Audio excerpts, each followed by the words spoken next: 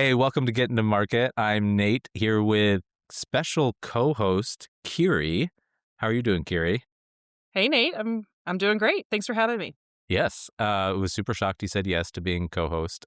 John is, I believe he said, unavoidably detained from the one phone call we were able to get from him, but he'll be back hopefully next week. So we're lucky enough to get Kyrie on. We have a fun episode topic that I think is going to be really great for Kyrie to be on, and the topic is SKO. So we'll just get right into it. Well, before I get right into it, I guess both of us are just coming off of SKO season. SKO Zone. It should have like a name. SKO Zone. I like SKO Zone. I like SCOVID. That's my favorite. SCOVID. That refers to the illness that everyone brings home after gathering during peak flu. Fun fact, this is the first time in 3 years I did not come back with COVID, which was really nice. Adida. Did you? Yes, of course. I also was sick the week before I went, and I thought, okay, Really? my immunity is at an all-time high. I'm going to be great. What'd you have before? Not the case.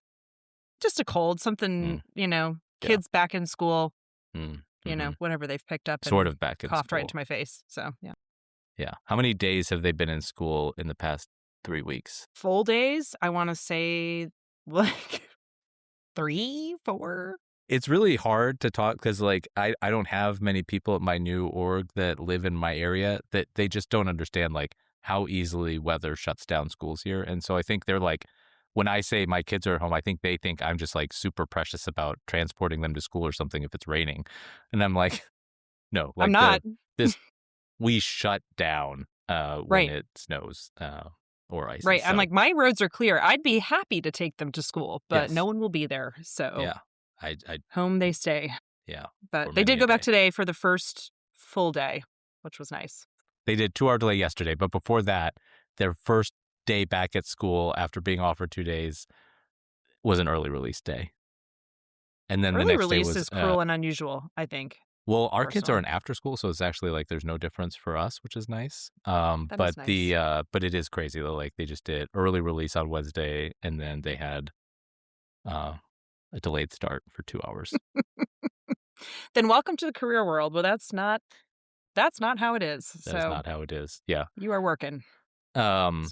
So one of the things I want to talk about as it relates to SKO, just to kick off that conversation. Do you say SKO or do you say SKO? I prefer SKO, SKO. but I've heard it pronounced both ways. One of the funny things I found out about your sales kickoff this time around was at my new org, they don't call it sales kickoff. They're actually like kind of precise in describing it not as a sales kickoff, but it still is very sales kickoff-y. But they call it Go to Market's a GTM Summit, which I believe is what Insight renamed theirs this year. You guys rebranded Yes, to it is. GTM That's Summit, exactly what which we is really called it funny. this year in an effort to embrace more of our go-to-market team, including marketing and customer success. And Was Success not at it last year? I don't believe they were as there or as strongly represented. Yeah. It actually kind of shined a light on that I feel like I need to get to know more of my customer success colleagues because there were a lot of faces that I did not recognize. And I realized that was probably the biggest difference is they were in attendance this year and I hadn't had a chance to meet them yet. Yeah, they were not at ours, but a decent chunk of marketing was. But it is funny, like that's I guess one of the things we'll get into is just how different sales kickoffs can be across organizations and what that can mean for like the content and stuff. But from a marketing I feel like their product marketing can sit in different parts of the org, whatever. But if you have marketing in your title, like I just kind of feel like there are 3 groups of folks as it relates to sales kickoff. One, you're like persona non grata, gratis persona non, whatever. You're not invited. Nobody wants you there. You are begrudgingly brought along, or it is third is a critical part of your duty. If you do a bad job of it, your job's at risk. So there's only 2/3 there, 2 groups of those that go to sales kickoff. And I do feel like wherever I've been, there's always been some level of FOMO felt if you're in the group of people, and I've been in that group of people who doesn't go to sales kickoff. Have you been in that group or you're in marketing and not going to a sales kickoff? I actually have not been in that FOMO Oh, group. wow. I know. That No is big impressive. deal, but Uh, came from smaller organizations or, organizations that were based in Raleigh. So there was Hmm. an opportunity to kick things off either, kind of around the headquarters or it was a smaller team. So logistically getting Less everyone from the expensive. company or everyone from, yes, it ends up being quite an investment. Um, and it's just not feasible for larger organizations. So you got to kind of have to draw that line somewhere. So I've been fortunate. Always. You've always been. Wow. Okay. Um, Mm-hmm. So, but I'm sure you've encountered folks like, right, might be out of that geographical region or they're part of marketing and didn't get prioritized for attendance, where they do kind of have that feeling of missing out. And I think especially, and maybe it's just become more acute during the post-pandemic or during the pandemic, where people want those like in-person connections. And this is one of those rare opportunities where the company is like funding and putting a lot of money towards getting people in front of each other and getting people together. So I feel like maybe that's driving some of the FOMO. Um, but I yeah, think it's also that, the type of event. yeah, Obviously there's business reasons that we're there. We're here to learn about the company's strategy. We're here to, engage with your colleagues and hear, the key messages. But it's also about that camaraderie. It's about that team building, which is kind of an intangible element. But there is a lot of, building everybody up and having everyone believe in the mission, and I think that is something that can't really be done as effectively, at least through a virtual environment. And so kind of being there in the room, feeling the energy, there's walk on music, there's yeah. all the psychological things to kind of get you hyped up for the year. So Now, in that element, that is, yeah. you want to be a part of that. That being said, you did not say that it had a good return on value or on investment. Yeah, no, I'm sure I think it's it like it's depends. really good. It I'm sure it depends. pays itself I back. mean, I actually saw a stat, that was, well, did I say last time, like 90% of stats are made up, but it was talking about people who really enjoy their colleagues and enjoy working together end up being like 7 times more productive, report 9 times more happiness. Uh, and I think especially in a lot of software companies, there's a lot of change, there's a lot of transformation, there's a lot Yeah, of reasons to not be happy, yeah, if you kind of view it that way. So I think building that camaraderie, building that trust, I think is it's hard to measure and quantify, but it's important. yeah, yeah. Um, yeah, that's a fair point. I mean, especially like if we just think about like right now, my job is remote, but I don't even have a local office. And like that was one of the nice things about Insight was, people weren't going in a ton, but you could go in and do it, meet folks in person at the office. So anyways, as I was thinking about those three groups, one of the things that I was thinking of was like if and you as a people manager, something you would probably think about too is like how would they best justify getting an invite? Um, and for me, on the PMM side, it's you're contributing directly to something that's happening at the event. So whether or not that's a sale, one of the presentations, in a breakout session, or contributing to part of the keynote, any part where you're directly involved in the content that's happening at Sales Kickoff, I think is it vastly improves your odds of doing it, and then being able to position yourself as someone who can actually help with the presentation, even if it's just a breakout, is another way to kind of get there, to punch your own ticket there. What about from the more pure marketing side? Like, I'm curious, when would you kind of put your support behind getting someone to SKO if they weren't on the invite list and wanted to go? I mean, I think it's a similar concept, right, as to what you just mentioned. So you could be working in events.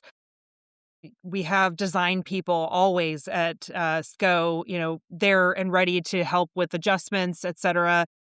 There's a really great opportunity to work in social media, right? To document this and, leverage this moment with so many of your colleagues in one space to get sound bites, clips, and really make the most of it. So I think, from a marketing perspective, you can kind of take that angle as well. I think there's also, that value in, networking and understanding the relationships, especially on the demand side, right, where you do work so closely with sales and understanding what are they hearing, what are their priorities. Um, Even I actually have sat on some of these SKOs where they start doing mock pitches. But yeah, yeah, And Like, please practicing don't it. include me in that. I'm in marketing and I don't really want to do that, but Yeah. even just being like, okay, we're not going to make you do that, but it's really helpful for you to sit in here and listen and hear the objection handling. So I've seen, I think there's a lot of growth too from just understanding how your sales counterparts are operating, their priorities, and what they're excited about. Yeah. Um, if you're so that kind of ties into my next group of folks, which is you are invited. How do you like? And I think especially if you're early in your career, how would you go about making the most, or what guidance do you give to folks who are going their first time? Because there's a lot of there's a way to get nothing, like absolutely nothing out of SKO. Like it's not that hard. You can very easily go not paying attention, get really drunk every night. Um, how do you get the most of SKO if you're a marketer? Yeah, I think that's a great question, and something that came up actually in a mentorship that I'm going through is kind of how do you make the most of these moments. And one suggestion that I thought was really smart was kind of going with an agenda in your mind of Yeah, what do you want to get out of it, aside from the agenda that they've set out. Okay, hey, I want to collaborate with my colleague on this one problem in person, and I really think just grabbing them and pulling them into a whiteboarding session would be super helpful. I'd like to introduce myself to my, new boss's boss, and I'd like to make a good impression and, get pick their brain about X, Y, and Z. I think going in with some of those tangible goals or things that people you want to see, conversations that you want to have can help you make the most of that opportunity. Obviously, checking your agenda, and kind of engaging and attending the sessions that you yeah, are invited to. yeah, Uh, Nate, as someone who has built a lot of these sessions, I think you know exactly how much work goes into all of these yeah, and, yeah. time and effort and thought. So actually listening, engaging if there's Q&A sessions, asking questions, I think that's really valuable. Yeah. Take good notes. They Especially always give you a little notebook, write well, and things down. yeah, and I feel like they do always give a notebook, that is funny. The funny thing too is, like, if you're in marketing, there's maybe, like, the potential where you think, "Well, this isn't for me. This session is not for me." But there's a lot of opportunities to listen to how sales is interacting with the session, engaging, and the questions they're asking that do or can inform what you can bring back. Like, if I think too about, um when you do sessions that are like product focused and sales is on and they're like asking questions about when is this coming, when is that coming, it helps you think about the conversation or understand some of the conversations they're having with customers or prospects and what's like top of mind for them as they're thinking about the buying process and stuff. So there's always the secondary part too of just getting closer to how sales is thinking and how they talk about what their problems are, that I think is really valuable outside the session content itself. And the other thing too that you touched on, like the networking side can be tricky at sales kickoff because you're meeting with a bunch of people who might only know you by name and have never really interacted with you. And so it's like a high pressure first impression opportunity. And you can like pretty easily fall on your face too in those opportunities. And so it's being able to kind of share through to those people, like, what have you learned? Like, what's the value been for you in a way that's also not kiss ass or whatever. Um, and so they're just the opportunities to meet all these people across the org and several skip levels above where you are, and hearing how those folks are at the event. Um, the Or even other, just share a yeah, common moment, right? yeah, You kind of meet with an executive, you guys are both in the lunch line and they make a funny comment or, something you kind of have that casual conversation. Those are things that kind of stick with people and they remember you. And, even if you don't have a chance to kind of get into those business conversations, even having those casual conversations are really valuable. And as someone who works remote first, you get a lot of that in the office and you don't really get that opportunity at home. So yeah, you don't. And then also it's just like the opportunities sometimes just meet with your own team in a way that you don't normally get to these days.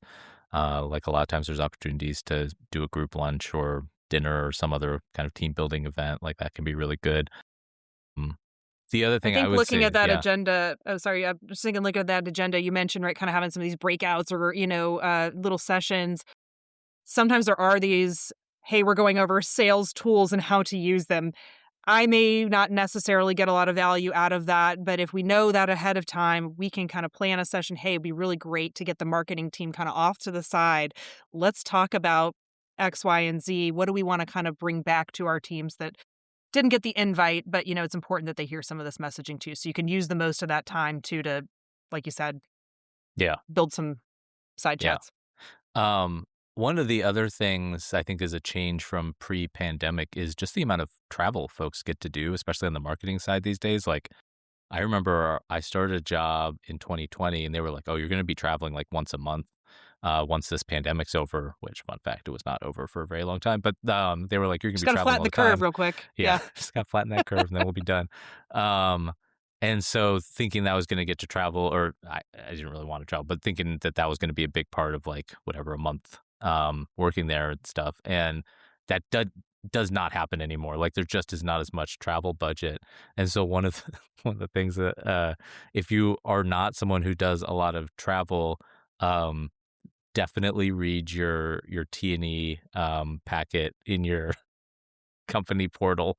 Um, so that you are up to speed, because there are oftentimes, especially for big corporate event things, there's different rules kind of too that then guide at what you can and can't expense. Like if they're providing lunch, like don't try to expense a lunch that day. Unless you're a salesperson, you're just paying for a bunch of people. It's like a team building thing. But there's a lot of cultural things I think about travel that maybe marketing folks aren't as in the loop on just because they aren't doing as much travel anymore. And so, anyways, like just a call out to like if you're not used to traveling and SKO is one of your first trips, definitely read T&E and definitely just ask around. I think that's really important about what the kind of travel culture is and how and when to expense stuff and what those limits are. Um, That's a great point. You do not want to be submitting that big expense ticket and get a big old rejection because you didn't understand what was allowed and what wasn't. So Yeah, and fun fact, the at a place that had a fairly lax T&E policy, the one person I ever heard of getting fired, from this company was because of expense they were expensing, like, in-room hotel massages. another thing that came up Yeah. was around, and not that anyone was doing this, but just that this has become a problem now with expenses, is around AI faking receipts. So, for Oh, example, someone goes out to an goodness. $150 dinner, Mhm. they AI the receipt and then submit it for $400. That will get you fired. It is not worth it. So, My god. keep your ethics, please, Yeah, everyone. oof, don't do that. Yeah, don't do My that. So, gosh. yeah, Yeah. not worth it. Yeah, not worth it. Wow, that's crazy. So expenses can be a real pitfall. Also, like the way you get around town at like a or a big corporate event are sometimes a little different, or even like a big conference than if you're just going to something smaller and you're more responsible for it. Like they expect you to carpool maybe, and even that. Like I feel like that culture has even shifted over the past couple of years, where there's a lot more expectation of carpooling than there was previously. Where previously you were just kind of, you could do whatever. Now they're like, oh, if you see someone from your company that you like, we expect you to get in a car together and Hop save in. some Yeah. money, which is funny. The other, so the last group, which is, I would argue, by and large, it is a less fun sales kickoff experience, which is you have to be there and it is part of your job to be there and present and stuff. Um, I say it's less fun because I do think there's whenever I've had to do that, I sometimes just cut out of stuff early so I can go up and prep. You have Or to. we're like working on slides really late and just kind of trying to finalize stuff because not everything gets hammered out before the event starts, even when you have lead time. I remember one time I had to do the event. The SKO was big enough that I had to do the same presentation twice for like different groups. So like it was like doing like a matinee version and then like the Who tuned in for the late night yeah, Nate not many PMM? people. Neither session was super well attended, but I did it anyways. But yeah, like like the pressure's different. You're in like there's always so many important people from your organization that will be watching your session, and so um, Absolutely. it is just part of your role at that point, and being able to prep and get your team aligned on all the stuff that they need to do. It just makes it functionally a different event than if you're just kind of there to learn and network. Right. Um, I know you and I were on a so panel together a couple of years ago at a SKO, yeah, that's if you right. recall. The Yeah, so panel. there it was not only that, but there was also rehearsals the night before too. So you have to kind of know where you need to Was there be a and cutting rehearsal? I in don't at. remember. Was I there? Well, maybe you didn't come. So, right. I don't remember that. You did great for winging it, but Oh boy, I might have missed that. it all Was there worked a out. panel this year? There was no panel this year. Oh, So, I will say actually it was very different from how our organization has done it in the past, but it was kinda nice mm, because even folks that typically have to present content or prepare things were just invited to come. It was really more product led, so you still would have been on the hook. But myself, I I got to just go and enjoy and, listen and engage with the content, and I didn't actually have to produce anything, which was nice. different, yeah. Do you so a couple thoughts, just as we close out. What do you try to bring back to your team that doesn't get to go to a sales kickoff? As a leader, like, what can you bring back? It's a great question, and, now kinda 2 years running, we've done this where we have an kinda all hands of, my team, the directs and their directs, and we will do a presentation of kind of what you needed to know from SKO, and so we will I like the rhyme. collectively kinda yeah, discuss, "Hey, what were some of the highlights? What were the cool things that happened?" There's always a keynote session. Always, right? So they end up pulling in some big name that doesn't maybe necessarily have to do with what the company is doing. I think we had the Blue Angels guy, 2 years ago, right? But it often is Yeah, inspirational, yeah, right? yeah, And they kind of yeah. find a way to tie that back to the company message too. So I think that's always a really fun one to kind of be able to go and then repeat that message. Obviously, there's product breakout sessions, things like that. So many of us are sitting there with our phone, we're that guy, taking the photos, but it is for the benefit of my team that did not get to go so that they can see what was presented and kind of hear the key takeaways that they need to know. Yeah. I will say if you ask nicely, you can usually get the decks from folks, so you don't have to take the pictures, but it's My experience, there's always like a several week lag between yeah, getting the decks. So, that I'm that like, could be true, yeah. yeah, so So the keynote thing is funny. Have you ever first of all, those keynotes can be real wild cards. absolutely. What's the best keynote you've do you have a best keynote that you've seen? Uh, I think the most powerful keynote that I have seen, and this wasn't at an SKO, it was at a conference, but the conference was around accessibility, and this was the first blind and deaf woman to graduate from Harvard. So she was very impressive, and it was really amazing to hear her story of resiliency, and then about the technology and the people who were able to help bridge the gap, taking words and then making it spoken word that then translate into braille. Like it's pretty impressive, what they did, but she couldn't have done it without these systems and she couldn't have done it without the people that were around her. So it was a really inspiring story about accessibility and just this is a person who had not for these accommodations been able to achieve all that she was able to achieve. So it Wow, yeah, was one of those situations where it's not like a dry eye in the house and you're like, "All right, this yeah, is awkward. I'm crying in front of my coworkers." But it was it stuck with me and yeah. it was a really powerful full keynote. So it's a tough bar to Be a good SKO yeah, keynote, like, right? yeah. Wow, Yeah. yeah. I'll make that suggestion for next year. So how about yourself? Have you is there any I was that thinking stand out to about, you? what sticks out more are the ones that are really awkward, and that I haven't enjoyed as much versus the ones that have been really it's a tough well, I'll just say, like, it to the credit of the folks who do those, and I know they get paid quite a bit of money for them, but, like, it's a tough gig, I think, to land a message that'll resonate with these folks that you don't know, you'll never see again. It's like giving a commencement speech at a college, except it's, like, not even that inspirational either, like, you can't be overly sentimental about it either, so you've gotta kind of, like, walk this really fine line. Yeah, I remember the controversial ones. You know what's funny, though, is I remember, at SAP's Sapphire last year, the who did the keynote or not like the keynote, but their big kind of, like, guest, Mhm. speaker was Jessica Alba. When I think SAP, I think Jessica Alba. Well, so fun fact, though, they had a crowd at that keynote address, like, that got people to attend it. There were people, like, rushing from their booths to make it to that It's thing on like time. Dreamforce, with Metallica. Yeah. Nothing says Salesforce like Cisco, Metallica. yeah, Cisco had Elton John a couple years ago for their musical guest. Um, The biggest name I probably ever seen is, do you know who Muggsy Bogues is? yes, yeah, Okay, he Charlotte, was our Hornet, keynote yeah. speaker. Yeah, Really? He was also in Space Jam. Just going to throw that one That's out there. right. Well, we were breaking off our business unit and trying to, we were the underdog, right? Kind of small but mighty. That was the tie-in. So So embarrassing for small him. but mighty. That's great. Yeah. Space Jam Bogues doing a keynote for And he you. did a Q&A, which was cool. Did he? So, Oh, yeah. okay. Yeah. You know And what's several impressive brave is souls like got to ask.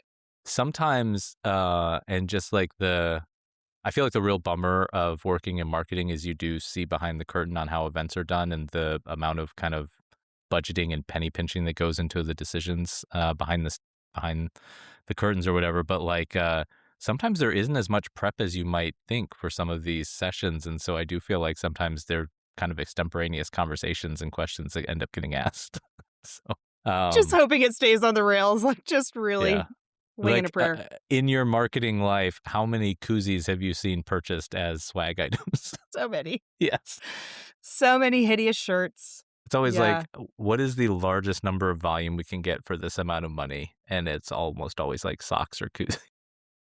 Coolest swag that we had last year was Magic 8 Balls, which Oh, I are forgot about TSA that. compliant. Yeah, you remember that? Yeah. Yeah. We were like, oh no, they're not TSA compliant. Turns out they are. Are they? Prices averted. So, Why is that? because of the liquid Oh, the type in the of ball. no, but I mean like It's it's under the amount. Is that it's the under thing? 3 ounces. Oh, okay, okay, Yes. yeah, So someone's thought of this. that's right. Boy, you should have filled them with like shampoo so that folks could then use it Dual purpose. dual I know. purpose. Okay, lessons learned. I know we do this session usually when John's here, but I'll make it a little different this time, which is a SKO lesson learned. Do you have one of those? Don't be the drunkest person at SKO. Not that I've learned this lesson, but I've seen it. It's not pretty when the sun comes up the next morning. So The largest org I worked at had a basically there like it was like a little security arm kind of that looked out for crises, and so especially when there was a big corporate event, they would either have people on the ground and or monitoring just like wherever we would have a bunch of people, and like a couple times like an employee would get into a fight and they would have to kind of like release information about that or something. You'd find out someone got into a fight and got arrested.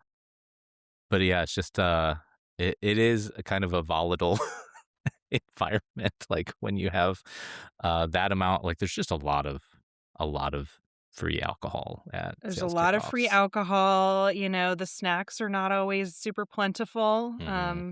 That is a personal story. I missed all the chips were gone before. I only got Yeah, vegetables at the snack. I was very hungry. So make sure you eat and don't be I the will. drunkest person at On that SKO. note, how hard fiber is to find at your average sales kickoff lunch, like just not there. Just a would be nice. Fiber would be nice. Put that up back on the menu. Bring back fiber. Yeah. My What's your lesson learned? my lesson learned would be I think this is a hill I'll maybe die on. SKO should be like the first week of February. Later. Maybe March or April. April? You think April? We did a kickoff. We did a second half kickoff one year. Yeah. And I know that's tough if you have EMEA, right? But Yeah. we did a second half kickoff and it was great. No one had weather delays. Nobody was sick. That's part was of it great. is like January. My last 2 sales kickoffs have been in Texas, and both times there have been kind of like some risk of travel delays and stuff in Texas. Mhm. So like if you can't get in and out of Texas due to Or winter Florida. weather, like where can you go? Yeah, Florida. But also like so first of all, you have everyone coming back from like extended holiday stuff. Get back in the swing of January.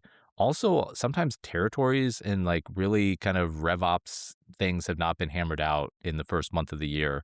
And so it's really helpful to have some of that extra time, get all that clarified, smoke test like new Salesforce stuff before you're going live with it. It just gives teams an opportunity to make sure they're all aligned before the big show. And I think if you have it really early after the holidays, it's just tough to be as polished as you want to be for a sales kickoff type event. And I don't really feel like February is super late. I mean, even March wouldn't be crazy. I've been at places where folks haven't had their territories or accounts until later than March. You know what I A mean? lot Like, of times the strategy's still being figured out in Q1. in many, many jobs, it's been almost like a Q5, where it's a little bit like a continuation of what they were doing in Q4 while everything gets figured out for the new year. And then Right. Q2 is when things really Yeah. shift. And it does distract you from having a good January. Like I'll just say that. Like January is a tough month anyways, and it's a major distraction to getting like your business as usual stuff done and executed on properly. In a Because it SaaS just spins out so business, many we all teams. know how early in the year is very, very important to Very do well, important. Very important. because And otherwise you're yeah, making it up you are. the Yeah. rest of the year. So Um yeah. So Kyrie, thank you for co-hosting. It was a great audition for being permanent guest. Just FYI. Um let John know being replaced. yes, let him know. Sorry, John, you're out. You lost. Unless you let us do a makeover, then Yeah. you're back in. Yeah. Um yeah, like an actual makeover, not like a do-over Yes, of his original I will audition drive for to getting to Asheville. market. I will drive to Yeah. Asheville. He did try to burn you real hard in text messages before this, which was He did. yeah, it was rude. Not the first time. Nice try, John. Well, thank you very much for joining and doing co-host duties. It was really great to have you back. You can find more information about the podcast at productischange.com, and new episodes come out every Tuesday. Yeah, talk to you later, Kyrie. Thank you. Thanks for having me. Happy SKO season. Bye. I don't know how to turn this off. Oh, there it is.